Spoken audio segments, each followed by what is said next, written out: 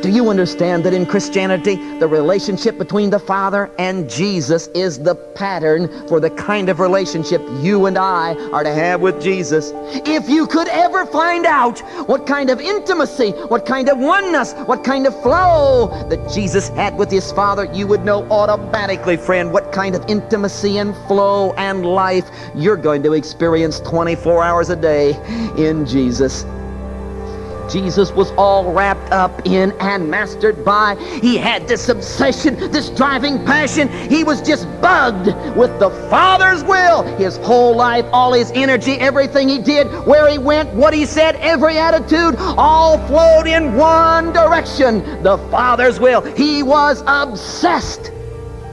He says, as I'm mastered by and all wrapped up in and obsessed with the Father and His will, guess what? You're going to be all wrapped up in and mastered by Jesus and His will. As my whole heart beats for the Father, so your whole heart is going to beat for me, as I've got one driving passion, one determining factor, one high priority in my life, Jesus says. So you're going to have one driving passion, one high priority in your life. It's going to be Jesus and His will. Jesus is going to be your life. He's going to be your love. He's going to be your turn on. He's going to be your obsession. He's going to be the talk of your lips. You're going to think about Him 24 hours a day. He's going to be intimately involved in everything you do. He's going to determine your evenings. He's going to determine when you get up, when you go to bed. He's going to determine where you go. He's going to determine your attitudes. He's going to be determining your business. He's going to be determining business deals. He's going to determine how you conduct yourself at the school. Your whole life is going to revolve around and be mastered by Jesus. You're going to be obsessed with Christ. Preacher, there are some other things beside religion, you know.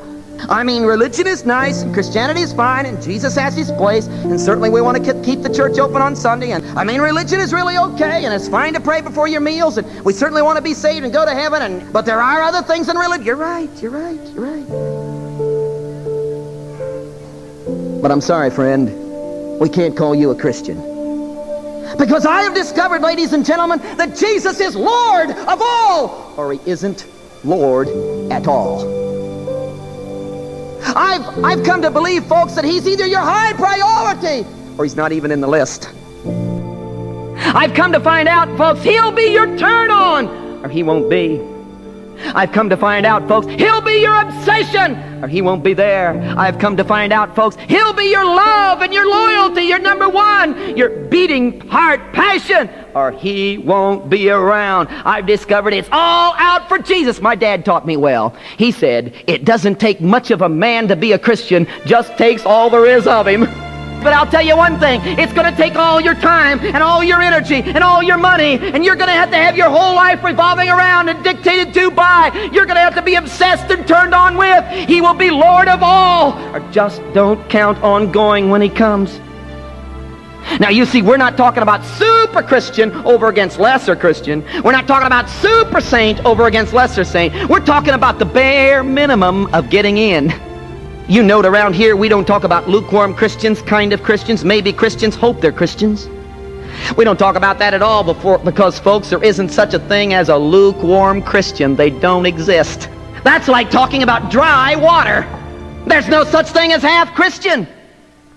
You're either all out for Jesus. Well, preacher, I'm trying to be.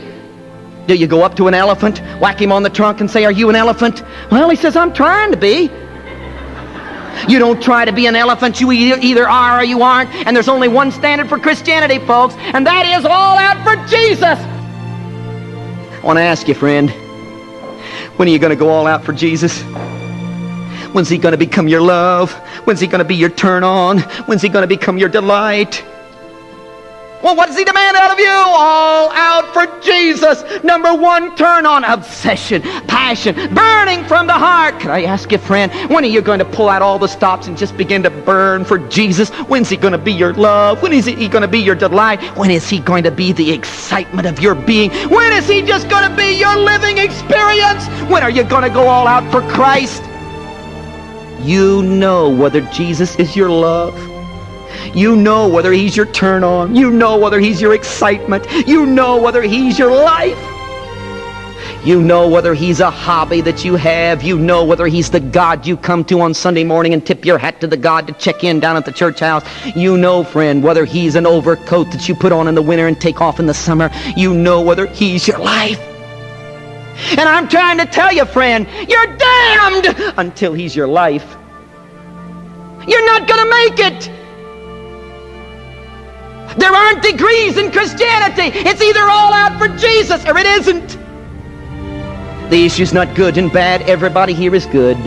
The issue is, He's not been all